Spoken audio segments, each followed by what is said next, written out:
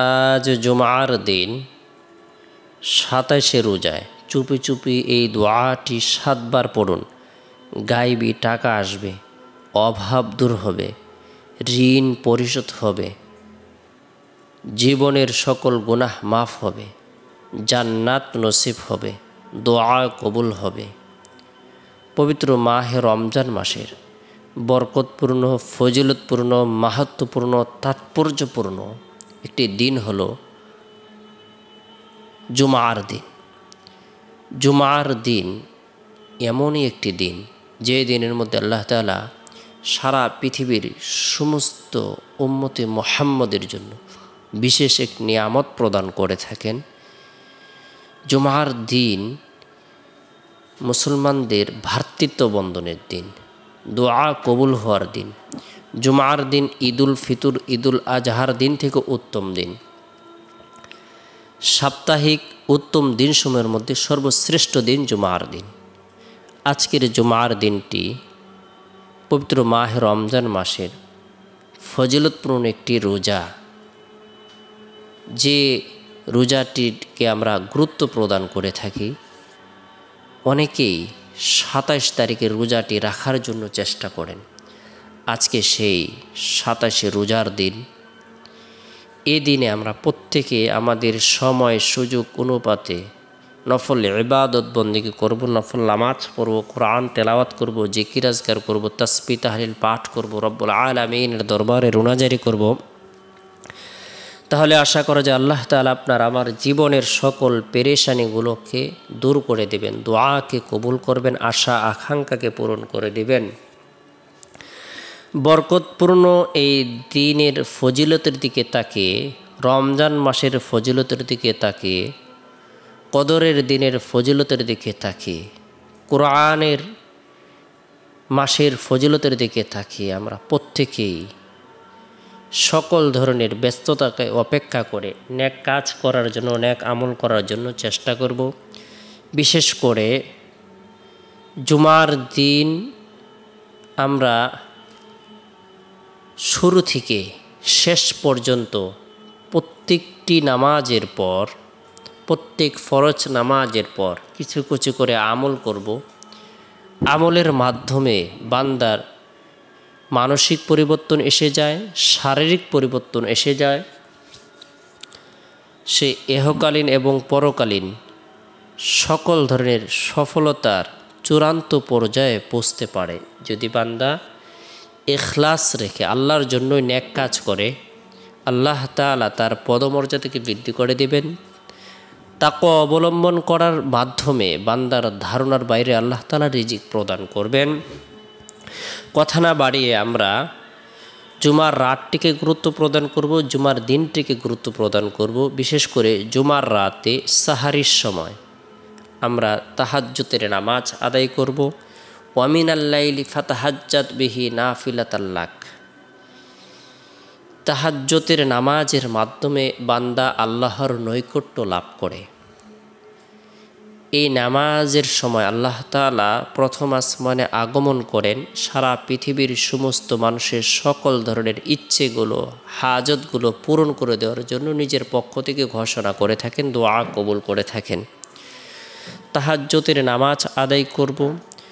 এরপরে লাইলাতুল কদরের রাতের গুরুত্বপূর্ণ একটি দোয়া রয়েছে। আল্লাহর রসুল আম্মাজান আয়েশাকে শিক্ষা দিয়েছেন, আল্লাহুম্মা ইন্নাকা আফুন তুহিব্বুল আফওয়া ফাআফু আন্নি, আল্লাহুম্মা ইন্নাকা আফুন তুহিব্বুল আফওয়া ফাআফু আন্নি। হে আল্লাহ, আপনি ক্ষমাশীল, ক্ষমা করাকে আপনি পছন্দ করেন, সুতরাং আপনি আমাকে ক্ষমা করে দিন। এই দোয়াটি আমরা মুনাজাতের মধ্যে করব।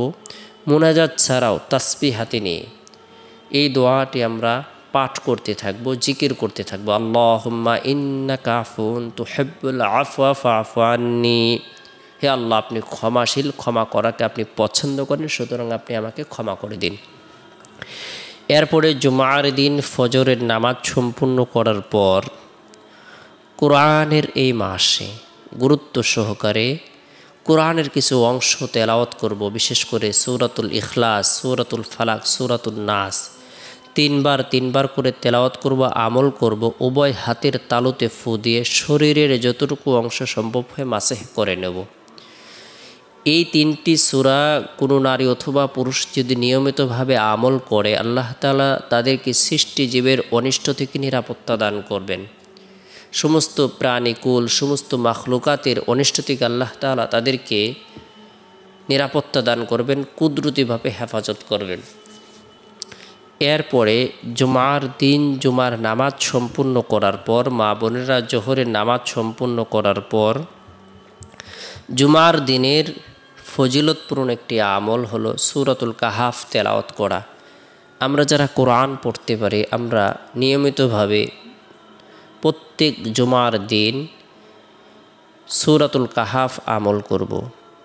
আল্লাহ তাআলা ঈমানের মধ্যে নূর প্রদান করবেন, দাজ্জালের ভয়াবহ ফিতনা থেকে নিরাপত্তা দান করবেন। আল্লাহ পাক রব্বুল আলামিন 70,000 ফেরেশতা নিযুক্ত করে দিবেন। দীর্ঘ 1 সপ্তাহ পর্যন্ত সমস্ত ফেরেশতাগুলো মাগফিরাত কামনা করতে থাকবে। আমরা সূরাতুল কাহাফ আমল করব, পরিবার পরিজনদেরকে আমল করার ব্যাপারে উৎসাহ প্রদান করব। এরপরে জুমার দিনের বরকতপূর্ণ একটি আমল হলো নবী সাল্লাল্লাহু আলাইহি সাল্লামের প্রতি মহব্বত রেখে, ভালোবাসা রেখে, আন্তরিকতা রেখে দুরূদের আমল করা। আল্লাহুম্মা সাল্লি আলা মুহাম্মাদিন নাবিয়িল উম্মি ওয়া আলা আলিহি ওয়া সাল্লিম তাসলিমা। যে ব্যক্তি এই দুরূদের আমল করবে, আল্লাহ পাক রব্বুল আলামিন তার উপর রহমত বর্ষণ করবেন, তার গুনাহকে মাফ করে দেবেন, পদমর্যাদাকে বৃদ্ধি করে দেবেন।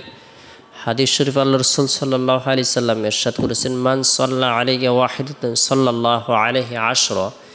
যে ব্যক্তি আমার প্রতি একবার দুরূদ পাঠ করবে, আল্লাহ তাআলা তার উপর 10টি রহমত নাজিল করবেন, তার 10টি গুনাহকে মাফ করে দিবেন, 10টি পদমর্যাদাকে বৃদ্ধি করে দিবেন। তাই দুরূদের আমল করব।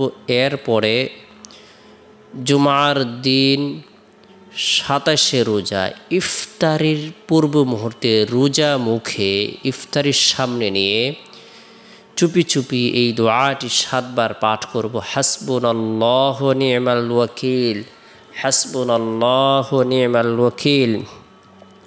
আমার আল্লাহই আমার জন্য যথেষ্ট, তিনি সর্বোত্তম অভিভাবক।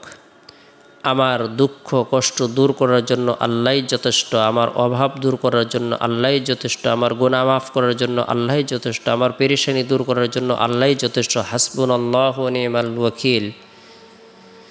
আমার দুনিয়া এবং আখিরাতের সফলতার জন্য আল্লাহই যথেষ্ট, আমার ব্যবসার মধ্যে বরকতের জন্য আল্লাহই যথেষ্ট, আমার চাকরির মধ্যে বরকতের জন্য আল্লাহই যথেষ্ট। হাসবুনাল্লাহু ওয়া নি'মাল ওয়াকিল। গায়েবী রিজিক দেওয়ার ক্ষেত্রে আল্লাহই যথেষ্ট। হাসবুনাল্লাহু ওয়া নি'মাল ওয়াকিল। চুপি চুপি 11 বার, এই চুপি চুপি 7 বার পাঠ করব, আমল করব। অবশ্যই দোয়াটি পাঠের পূর্বে 7 বার ইস্তিগফারের আমল করে নেব। আস্তাগফিরুল্লাহ রাব্বি মিন কুল্লি যামবি ওয়া আতুবু ইলাইহি। এরপরে 7 বার নবী সাল্লাল্লাহু আলাইহি সাল্লামের প্রতি মহব্বত রেখে, ভালোবাসা রেখে, আন্তরিকতা রেখে ছোট্ট দুরূদ শরীফ পাঠ করব। সাল্লাল্লাহু আলাইহি সাল্লাম, হাসবুনাল্লাহু ওয়া নি'মাল ওয়াকিল। 7 বার আমল করার পরে হাত উত্তোলন করে রব্বুল আলামিনের দরবারে রোজা মুখে দোয়া করব। ইফতারের পূর্ব মুহূর্তে আল্লাহ তাআলা রোজাদার ব্যক্তির দোয়াকে কবুল করেন, তাদের চাওয়া পাওয়াগুলোকে পূরণ করে দেন। বিশেষ করে আল্লাহ তাআলা যেন গায়েবী সাহায্য প্রদান করেন, অভাব দূর করে দেন, ঋণ পরিশোধের ব্যবস্থাপনা করে দেন। সেই জন্য দোয়া করব। আল্লাহ তাআলা আমাদের সকলকে বুঝার আমল করার তৌফিক দান করুক।